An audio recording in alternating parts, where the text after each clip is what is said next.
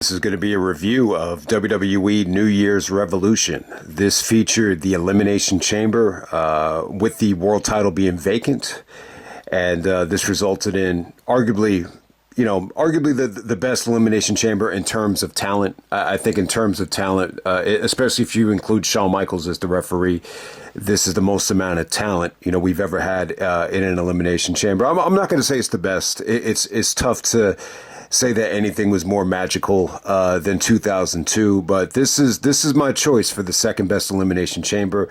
I would go so far as to say this is the second best WWE match of 2005. I think it's an incredible match. There were some gripes about the predictability of it, and I think with an Elimination Chamber, you're always going to bitch about certain guys being eliminated too soon, especially when you have all-time great talents like Chris Benoit and Chris Jericho. But hey, man, we're going to get right down to it. This was on January 9th, 2005, a brand new pay-per-view in January. So we're going to have two pay-per-views in January at the time. I think at the time the mindset was that, there's so many people that just watch Raw and were so into Raw that you could kind of get away with, doing more pay-per-views. And I think it pretty much worked, at least for this show right here. So this is actually from San Juan, Puerto Rico.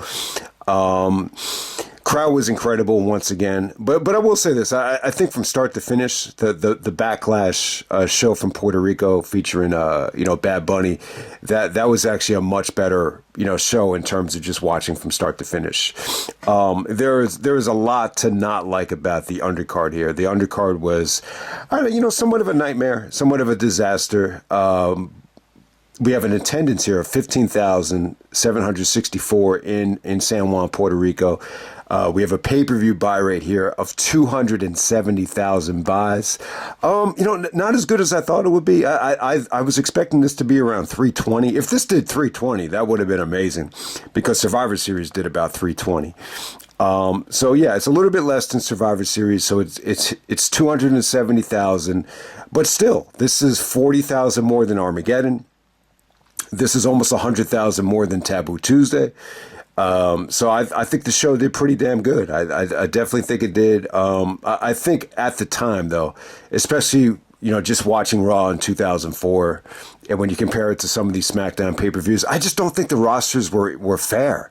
I don't think, they were balanced out. I think because SmackDown was so dominant in that magical year of 2002 going into the 2003 WrestleMania, I think everybody from Triple H to Vince to the executives, maybe even want to throw in some of the TV people as well. I think they made a concerted effort just to stack the Raw brand. And the Raw definitely felt like it had more talent.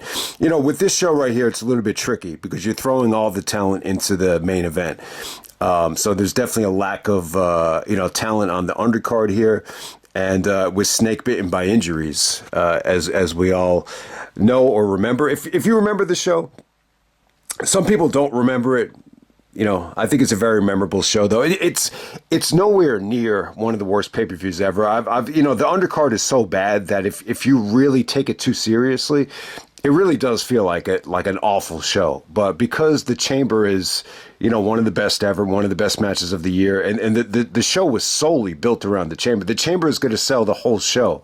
And, and to be honest with you, man, like the at the pay-per-view party, this was really the only time I ever left the party, because someone didn't show up, and he was like a huge Triple H fan. I couldn't get in touch with him. So I was so bored by the undercard that I just said, fuck it, let me just go to his house and see if he's home. And it was very, very weird. A weird situation where, he heard me ring the doorbell, but, maybe the mother said you can't go out or whatever. He just started yelling at his brother, and he didn't even, he basically lied to me the next time I met up with him. But, I mean, he was a huge Triple H fan. This ended up being, I would still say, that maybe a top 5 night of Triple H's life as he wins the World Heavyweight Championship 10 times. But, I think at the time, I think a lot of people just felt maybe a little bit burdened by too many pay-per-views. Maybe Armageddon 2004 was so boring that he just wasn't ready to come back for another show. Who knows? Doesn't really even matter. But I just wanted to illustrate how awful this undercard was. That I used to have nightmares about missing shows or about missing pay-per-views, and I actually just, you know.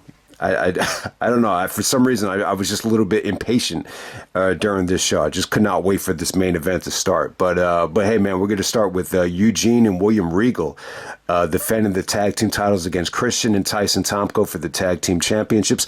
Going to try to speed through this undercard as fast as I can. But yeah, Eugene actually gets hurt here. So when Eugene does get a hot tag, he's wearing like a Hogan-esque shirt with the Eugene, you know, lettering on it. Maybe that was bad luck. Maybe that's why he got hurt. So he actually does a suplex to Tomko, and or no, he actually does a drop kick. And when he comes down, he actually tears his patella tendon. The patella is actually the bone that attaches, I believe, your kneecap.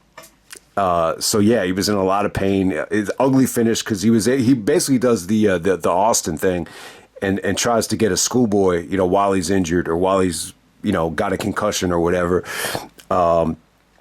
So it's an ugly finish. I think the match as a whole is underrated, though. I mean, you got Christian and Regal out there. Regal actually gets some hot tags in Puerto Rico, which was a little bit odd, but you know, it wasn't a bad match. I think what really brought it down was Tomko. A little bit too much Tomko.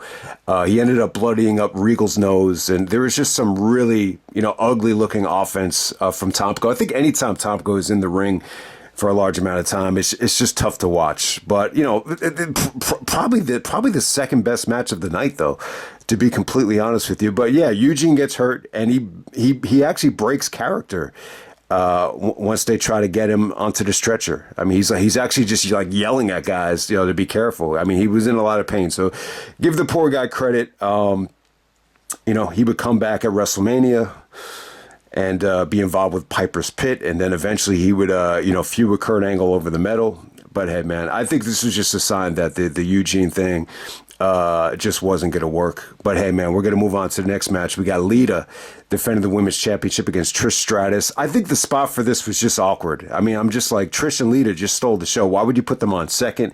I think this would have been better if it went on right before the main event. But for some reason, the magic just wasn't there. Lita actually gets hurt. She tries to do like a senton splash off the ring apron onto the outside. And when she does it, like her left leg was fine, but for some reason, the right leg just didn't elevate. And then when she comes down on it, she tears her ACL. Give her credit, though. She gets through the match. It looks like they had like an improvised finish with Trish actually winning with the chick kick. And yeah, this kind of sealed Matt Hardy's fate. I mean, I'm pretty sure that Lita and Edge would have hooked up anyway, but this might have just kind of expedited the process here. I think, you know, Lita needed somebody to. I think she was going to stay on the road because she missed so much time with other neck injuries or whatever. So she was going to stay on the road, and you know, she needed someone to kind of assist her. And you know, I think Edge was that guy, and one thing led to another, and then Edge and Lita are, you know, somewhat of a couple. So there we go with that. Trish actually wins the Women's Championship for the God knows how many times, maybe the fourth or the fifth time, and she'll be going to WrestleMania with it as well. So, you know, give her credit. You know, she came off like a good heel, and she, even though the injury happened, she kind of, you know, did a good job of staying true and not breaking character. So props to Trish. All right, next up we have Shelton Benjamin taking on Maven. This is for the Intercontinental Championship. Okay, so it's kind of weird here. There's a couple of different matches here. This thing takes forever to get going. Maven, I'll say this about Maven, man. He's got a great look. He won Tough Enough. And, you know, the Puerto Rican fans are just really, you know, all over him. They were really irritating the shit out of him. And then Maven starts talking trash to the Puerto Rican fans. He's like, I can't understand you. I can't make out what you're saying. I can't make out what you're saying. It came off great. It was almost like Maven was singing to the fans. And then he told them to shut up in Spanish, and then he seemed so surprised by the reaction that he actually, it felt like he broke character, and then he kind of morphs back. He basically said it again, but like in a West Virginia accent. So I thought that was funny. But yeah, I mean, I thought Maven had a ton of charisma, though, man. And he had a good look. I mean, some people really compared him to The Rock. Yeah, I remember Trish looked like she had a crush on him. the night when he won Tough Enough. So this is a big night for Maven. So Maven actually gets squashed by Shelton here. Shelton actually, once he finally decided to wrestle, I think Shelton schoolboys him. And then he gets on the mic, and speaking to Trish, Maven is talking shit to him, and he says, I guess we have two women's champions. We got Trish Stratus, and then we got Shelton Benjamin. And what you and Trish have in common is you both don't have any nuts. And then Shelton gets pissed off, comes back to the ring, and gives him a T-bone. So there's like two squash matches here. I'll just give this thing an NA. But I thought it was fun. I think the crowd was hot. The mindset was, according to Bruce, is they wanted to give Shelton a chance to show some more personality. And according to him, like, Shelton had a great personality backstage, but I think he was one of these guys that, like, when the light came on, like, there was somewhat like of a mental block. And, I've always had that before, like, especially back in school with presentations. I think the only way to get over it is if you do it enough times, eventually it'll go away. But, yeah, it's interesting that Shelton had, they said, one of the best personalities ever, like, in backstage, like a prankster, a jokester. Yeah, it's just a shame, man, because he's such an awesome wrestler. If he was able to blend the two, I mean, he would have been unstoppable. Even if Shelton came along like in today's era, he definitely would have been champion by now. I just think he kind of peaked a little bit too early. I think there was so much competition back there, especially when you're on the show with Triple H as champion. But hey, man, we could talk about Shelton all day. I've talked long enough about Shelton's upside and potential. But the story here is Maven. I just think Maven showed a ton of personality. Negative side effect is I just don't think Maven was great in the ring. I just don't. I would actually compare him a lot to Muhammad Hassan, who we'll talk about next. I just when he had his chance against Triple H, I just thought he dropped the ball. But that was a huge night for Maven. I think the match with Undertaker, or the Rumble when he eliminates Taker, I think that's the biggest moment still of Maven's career, along with winning the first Tough Enough. I think that's huge. But I think in terms of like a pay-per-view environment, I think this is probably the highlight of Maven's career, aside from the Rumble, obviously. I think everybody's going to remember that. All right, next up we have Muhammad Hassan taking on Jerry the King Lawler. He actually had no commentary here because Jim Ross is out there with, to support Jerry. So you know what? It had nothing to do with not having commentary. It almost felt like not having fans. But, I just think the match sucked. This was not good. This was 11 minutes. And for some reason, I felt like they kind of, when you look back on it, like Jerry the King Lawler was always pretty much heavily protected. Like anytime they put him in a match, I don't remember him getting squashed many times. And I could be wrong about this, but I think he even defeated Triple H in a match at one point. But yeah, don't quote me on that. But that kind of feels familiar. But yeah, I just think if they were really serious about Hassan here, this should have been more of a squash. Instead, Hassan got exposed, as I just didn't think this was good. The best part of the match was Jerry's comeback, and some of the fans got behind them. But they're in Puerto Rico, though. This is a far cry from Memphis, so it was just a bad mix. I think Hassan, for the most part, the promo was good. How he was able to kind of, get the Puerto Rican fans to hate him. He basically called them second-class citizens. He said that this is just a commonwealth. He said Puerto Rico's not even considered a state. So he was able to get some good heat in Puerto Rico, so give him credit. But yeah, I was impressed. I think Hassan had, very much like Maven, a great look, great mic skills. But in the ring, I mean, it was just awful. It was a boring match. The finish, basically using like a flatliner as a finish, it just did not come off good. I thought this was bad. This was definitely the most boring match of the night, and I would definitely say the worst match of the night. Next up, we have Kane taking on Snitsky. It wasn't my fault. Gene Snitsky basically said that, the killing the baby wasn't his fault, but it will be my fault for what I'm going to do to Kane. So I think this is Kane's return. This is Kane's return since Taboo Tuesday when Snitsky took him out.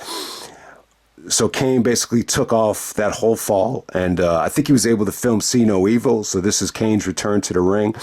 I think it's an ugly match. I think Snitsky got exposed here. I think maybe it went on a little bit too long. I definitely think there could have been more of a team effort to protect Snitsky here, because I like Snitsky, and I think Snitsky had there was definitely some fun stuff that Snitsky did.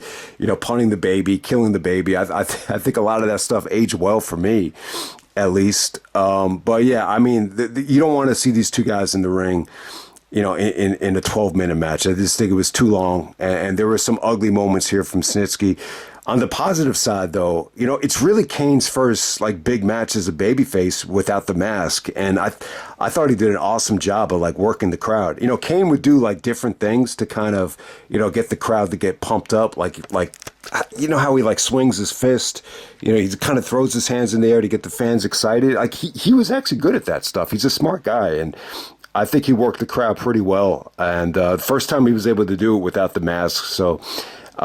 He actually wins with the tombstone. Kind of an ugly match, but the fans were into Kane though. So we're going to move on to the main event, the Elimination Chamber for the vacant World Championship. We have Shawn Michaels as a special guest referee. For anybody that forgets, the title was actually declared vacant the night Randy Orton was actually GM. Because they won the Survivor Series match, so everybody on that team got a chance to be GM. So the night when Randy was GM, Edge and Benoit, both won a battle royal, and they faced Triple H in the main event. And after Orton attacked Triple H, Benoit and Edge, basically beat each other. I think Edge actually tapped to the crossface, but Benoit's shoulders were pinned to the mat. On the highlight reel, Vince actually tells Jericho the world title is going to be declared vacant. And obviously Triple H is really upset about it and pissed off about it. So he was going to dump the decision in Bischoff's lap once Bischoff returned from his hard-earned vacation. And Bischoff decided it would be, his greatest creation will return, the Elimination Chamber. I got to tell you, at the time, I loved the Elimination Chamber. I really did. This is before it had its own pay-per-view. I thought, the Survivor Series one blew me away. I had zero expectations of that. I actually got into an accident. I think the day after Survivor Series 2002, and I remember I still like, for some reason I still like look back on that match like very fondly. Like not even getting into the accident could ruin that match for me. I remember I watched it as soon as I got home, still even after the accident. So that shows you how much I love that match. And even the one at SummerSlam as well. I actually was excited about seeing it. So it was just an awesome. I just thought that the chamber at the time, it always felt special. It always felt, just there's just something really, really unique about it. And I think all the stars aligned, to do the chamber here, for a lot of different reasons. I think, with this chamber, we're talking about one of the best, if not the best, in terms of, mixing, the great wrestling with the great storytelling. You got, Batista, trying to help Triple H win the belt. You have Orton trying to manipulate Batista to tell him to think for himself, that Triple H doesn't give a damn about you. So you have that dynamic there. And then, with Shawn is injured. So putting him as a special guest referee, you have paranoia setting in, especially with Edge. I mean, all these guys have beef with Shawn. Triple H, obviously, Randy Orton, back in 2003, you had the whole Legend Killer thing. So they have beef. Batista actually cost Shawn Michaels the Survivor Series elimination match in the Flair versus Austin, 5-on-5 match. So you have, Batista and Shawn had issues. Jericho and Shawn had issues going back to WrestleMania 19, where, they never officially had a rubber match. So you have that to deal with. Benoit and Shawn, had a lot of history going into WrestleMania 20, obviously. And then, Edge is the most paranoid because he's beefing with Shawn at the moment with the Taboo Tuesday fallout and, Shawn winning the voting. And, Edge was really good on the show, like in terms of selling the paranoia. It's funny. He actually goes up to Christian and he says, he attacked Christian, a couple months earlier, out of frustration of just trying to end the gimmick of ENC. So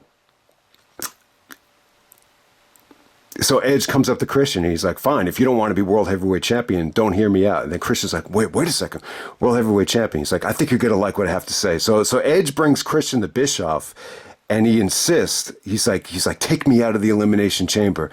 he's like, have Christian replace me, and then I get the title shot the very next night on Raw. This way, everybody wins, everybody's happy. But Bischoff wasn't feeling it. He was like, I got sponsors, I got 15,000 people out there. It's like, I can't do it. And then Edge is like, I don't care about the people, I care about me. And Bischoff just doesn't relinquish the spot. And then Edge comes up to Shawn. He sees Shawn.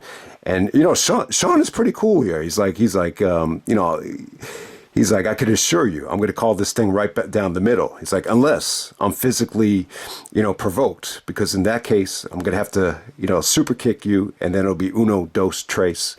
That was a pretty cool promo between Edge and Shawn. But yeah, I mean, when you look like storyline wise, when you look back on it, Edge really, this is an example of Edge just making, a little bit too much of Shawn being the referee. And, he kind of, he ended up costing himself the match because he just made too much of it. The actual length of the chamber match goes 35 minutes, which was perfect. I didn't feel myself feeling bored. There wasn't one part of this match where I felt like it was dragging. I think 35 minutes was absolutely perfect. They got plenty of time, but it didn't really overstay its welcome. So I think the length of it was definitely perfect. So Shawn is a special guest referee here.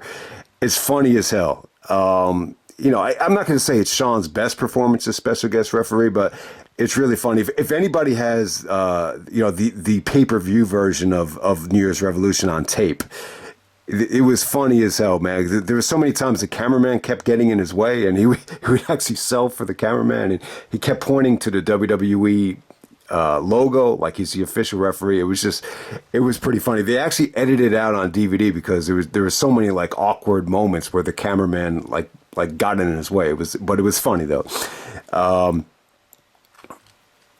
But yeah, Shawn, the other thing with Shawn is like he's like reacting to everything, every single punch, every single bump. He has to like sell it or react to it. So that's another thing to kind of keep an eye on when you see the show. But we start off with Chris Benoit, and so let me list all the names here. You have Triple H, Randy Orton, Batista, Chris Jericho, Edge, and Chris Benoit. So it's really the only Elimination Chamber Chris Benoit has ever been a part of. And it ends up being one of the best. I would definitely say this. Let me just harp on this. I think when you include Shawn, it's by far the best mix of talent ever in an Elimination Chamber match. I think the 2002 match is better, but that's probably the more magical ending and the better match. But yeah, talent wise, I think it's an incredible match. So Benoit and Jericho start this thing, and I mean, some of the criticism here about Jericho, the same dude that was a Triple H fan that didn't show up when we watched this match back at the Rumble. He was just saying, him and his brother were like, man, why was Jericho even in this match? So it did seem like a lot of people lost faith in Jericho, like maybe he didn't deserve to be in the match, maybe he was a mid-carder. I totally disagree with that. I think Jericho's performance here is underrated. I think it's good. I think he looked really athletic. I thought there was some really good, they did a good job of booking Jericho here. He actually eliminates Edge, which I thought came off great. But, when him and Benoit are going at it, even Jerry Lawler, like a little bit disrespectful, he says, I don't think it's a good idea for Jericho to try to out-mat wrestle Benoit. And JR was like, yeah, I think Jericho would take exception to that. So, it's funny because I don't think you would have said that like in 2001. Like if like Jericho, it's like it's an unfair matchup if Jericho's going to take the approach to try to out-mat wrestle him. But I think it just showed you that Jericho lost a little bit of luster. His physical condition just wasn't what it used to be, back in 2000 when it felt like it was more of an even matchup. But hey, I'm a huge Benoit Jericho fan. I love their matches. And I just think that the chemistry here was good. This is one of the last times these two guys ever touched each other. They actually had a match on Raw. I think it was on January 17th. Jericho wins with the inside cradle. And then I think their last match was in Japan, and it ended up being a submission match, which Benoit actually won. So that was it with Benoit and Jericho. This is the last time, the beginning of 2005, the last time you see these guys wrestle. I mean, they really carried this match in terms of the actual wrestling in the beginning. So, give them credit. Some of the criticism was that, they have such a big fan base, especially Benoit, that you wanted to see them win. And a lot of people just thought maybe the criticism the match got was that maybe it was too evolution heavy. And, the storyline solely, catered around, the evolution storyline. So you just knew Jericho and Benoit and even Edge just had no shot of winning this thing. So, that's the biggest criticism I think the match had. But hey, man, I'll just say this. I think, Jericho already had his time. I think he was just happy to be in the match and be a supporting player. And, Benoit had his moment at WrestleMania 20. He seemed like he was really, he just did his job here. And he really did a good job of putting over Batista, in this match. And even in the post-match promo, he just said Batista's unstoppable. He's on a mission. He's the better man tonight. Benoit actually kind of sold it. Like Batista actually won the match. But, Triple H is the one that actually, did win the match. So Triple H comes in next. And I got to say, Triple H's performance here was beautiful. I mean, it was awesome. I mean, the Triple H haters out there could say what they want, but, he busted his ass here. He really earned, his 10th World Championship victory.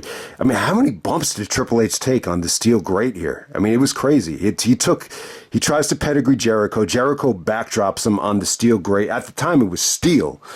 And yeah, Shawn Michaels' reaction to that was beautiful. There's also, towards the end of the match, Orton actually backdrops him on the steel grate. And man, that was insane. I mean, I don't know how Triple H survived it. He gets all bloodied here, and he sells his ass off for, Benoit and Jericho and even Orton to a degree. So yeah, I think Triple H earned his money tonight. I think it was great. And not to mention, Benoit actually does the flying headbutt off the chamber pod to Triple H, and the last time this happened, Triple H ended up in the hospital. But, RVD did it with the frog splash. I think when you're trying to do this, the frog splash off the chamber, it's a little bit more difficult because you have to kind of, your body's got to kind of hurl inside and then kind of sprout out. So it's a little bit more difficult. I think with the splash or a headbutt, it's a lot easier. So the headbutt came off a lot sexier than the frog splash. There was definitely like a spacing issue to do a frog splash off the top of the chamber, but you don't know it unless you try it. And, I don't think they've ever did it again, obviously. But yeah, give Triple H credit. He took the biggest bumps of the match. I just wanted to make that point. Yeah. So when Edge comes in, Edge definitely had a good performance. I think that there was something very, good about Edge tonight. I think the eye of the tiger was there. It's a huge opportunity. He really, other than Triple H, I think Edge had such a thirst, to finally win the world title. But, he made too much of the Shawn thing. Anytime Shawn, he actually accidentally speared Shawn. And then I think he speared like either Benoit or Jericho, and he wasn't there to make the cover. And then he gets in Shawn's face. He slaps him, and he's like, "What's wrong with you? What's wrong with you?" And then Shawn super kicks him, and then Jericho hits him with the lion salt, and then the fans go like, "Uno, dos, tres." Edge gets pinned, and he gets eliminated. He just made way too much of the Shawn thing. So yeah, it's a little bit weird. I think Edge. I mean, when you're looking at Edge at this time, I mean, you could have easily, rode the Shawn Michaels wave into WrestleMania. And, they had that match at the Rumble was just weird. And then they followed it up with the street fight. But really what it did was it was the bridge to Shawn and Angle. But I just think at the time, Edge hadn't proved himself yet. Maybe they just didn't see Shawn and Edge as a big enough match for WrestleMania. But when you look back on it now, with all the success that Edge had, I mean, that would have been fine for WrestleMania, I think, when you look back on it. No one really talks about that. They talk more about, I think 2 years in a row, Edge got screwed at WrestleMania. It's funny that he went up to Bischoff and said, take me out of the Elimination Chamber. Because I think in real life, he was the one that said, take me out of the Money in the Bank ladder match, because he was just adamant. Like, he didn't want to be in a ladder match. He wanted to be in something else at WrestleMania. So it ended up winning the match. Eventually they sold him on it. But it's just interesting that he wanted to be taken out of this match in the storyline. But I think, the WrestleMania that they really screwed Edge at was the next year, obviously, where he felt like it should have been him and Cena. So I never really thought about it. Like 2 years in a row, Edge really wasn't happy, at least going into WrestleMania with how they were using him. I think both years he came out, the Edge came out much better than expected, winning the Money in the Bank and then stealing the show against Foley, some would argue. So it all worked out for Edge. I mean, it really, really did. So, but hey, Shawn screws him, and they set up that little match at the Rumble, which is kind of forgettable, but it wasn't like it was a bad match. But yeah, man, I think the match got awesome. There is some sequences here with, Benoit. Benoit and Randy did some great stuff together. Man, I want to talk about it here. So Benoit actually has the crossface locked into Orton, and Triple H is mocking Orton. He's telling him to tap, tap, tap, and then Benoit just gets up, puts Triple H in the sharpshooter, and then eventually Orton actually does the RKO to Benoit. I thought that was really cool. That came off great. There's actually, Triple H tries to pedigree Jericho. Benoit comes out of nowhere and breaks it up with the trifecta of German suplexes. I thought that was an awesome spot. So, yeah, I mean, there was some really nice, creativity here. And Jericho definitely had an underrated performance. For as much criticism as Jericho took for, maybe feeling out of place, I would definitely disagree with that. I thought he looked great. So, and yeah, I think Randy's performance was good. But clearly, the star of the match is Batista. I mean, Batista was like an animal out there. Like the pod wouldn't open on time, and Batista's just like relentless to get into this match. And you definitely, I think this is, there's a million things we can nitpick about why the fans started turning on Randy here. And Orton was pretty over. Like he was having a good match, and I definitely think he had the eye of the tiger here. There was some good interaction with him and Batista. Leading up to this thing with him, he's telling Batista, he's like, use your head. Triple H doesn't give a fuck about you. So I mean, there was a lot to like here with what Orton did, like in the ring and even promo wise. But as soon as it came down to him and Batista, I mean, the Puerto Rican fans love Batista here, but it wasn't just, it's not just because they're in Puerto Rico. And the funny thing is, I think a lot of people, thought Batista was Spanish or Puerto Rican. I believe he's actually, so if you watch his documentary, his mother looks like she's Irish, but apparently his father was actually Filipino. But yeah, I think Batista in this environment was the most over guy. They were really into him. And him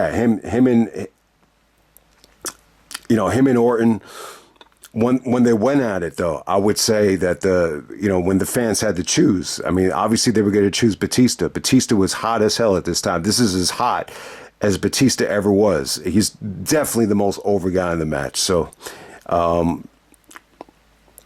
so even before we get to there, so when Batista does come out, I mean, they made him look dominant. Benoit made him look really good. Benoit even said the spine buster, just took the life out of him. And then all of a sudden you combine it with Batista just spine bustering Jericho on top of Benoit. Benoit gets eliminated. I think Jericho gets eliminated with a Batista bomb. So yeah, they really did a good job of, what was it, the RKO? I can't even remember. But Jericho gets eliminated. It was probably the Batista bomb. They really made a big effort to just really make Batista look strong here. So, yeah, so then it comes down to the Evolution trio. And, the highlight of this whole thing, at least from a storyline standpoint, is, Batista and Orton are going at it. All of a sudden, Orton low blows Batista. Randy hits him with the RKO. Triple H actually gets up.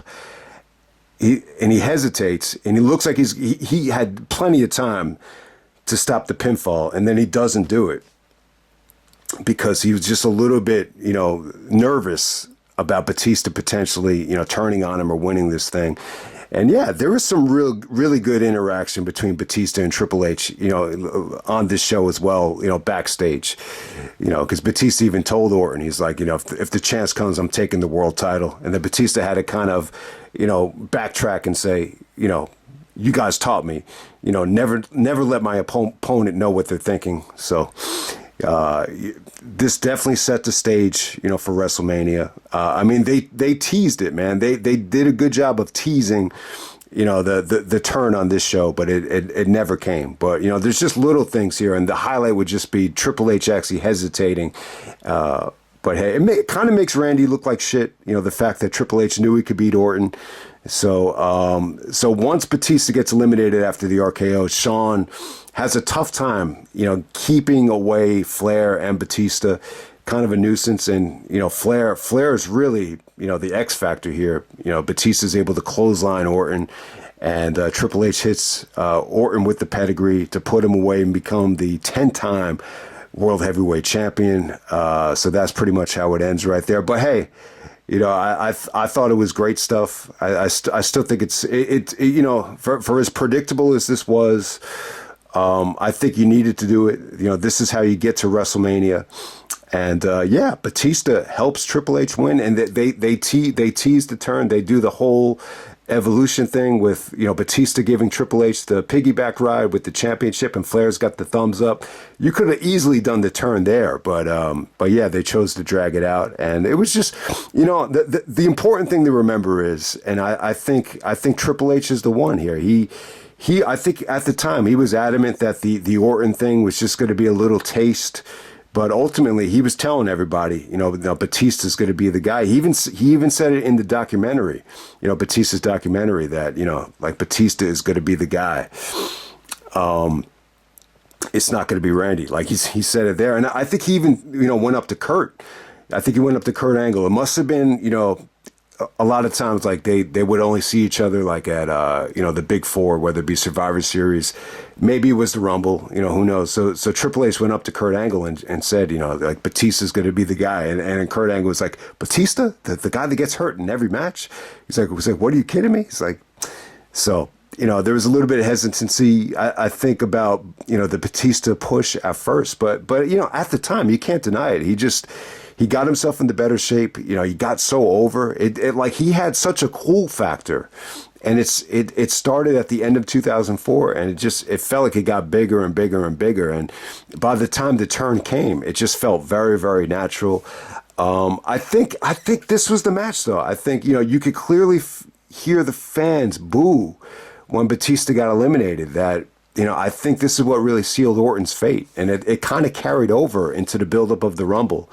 And, when Orton started giving those weird facial expressions and selling the concussions and everything, the fans, I think they just kind of thought Orton had his chance, and he kind of fumbled it and blew it. So, but, from what I understand here, like, it does kind of feel like Triple H was adamant that, the Randy push was going to stop. And it was, it felt like more than anyone, Triple H was the biggest supporter of Batista. But hey, man, the important thing to remember is I think the match is awesome. I think everybody played their role perfectly.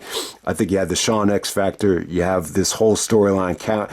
The whole evolution storyline really needed this to get to the next level. So give them credit. It was an awesome night, awesome main event. This is a show where, it has a dread awful undercard, but it kind of felt like the pre-show. Like this just felt like it was the only thing that mattered, and it delivered. So I think you gotta score the show a little bit differently. You can't give the show like a 2.0 or a 4.0.